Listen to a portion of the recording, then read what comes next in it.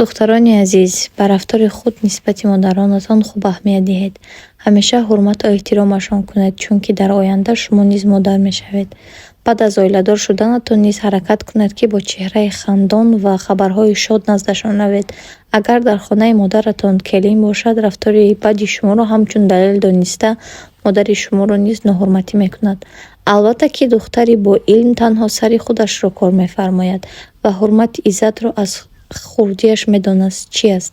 Лекин бисёри духтарон аз сабабе ки таҷрибаи ҳаётияшон кам аст, синни соли хурд доранд ё ин ки ба таъсири муҳит ҳурмат карданро ҳамчун заифӣ ё ин ки худро паст задан медонанд. Новобаста кӣ ҳастед шумо, дар кадом ҳолат қарор доред, ҳама вақт модаратонро ҳурмат кунед. Суханҳои қабеҳ нагӯед ба ӯ, чунки танҳо модаратон барои шумо месӯзад.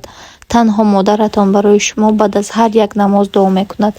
Саломат бошед дӯстон, то навори оянда.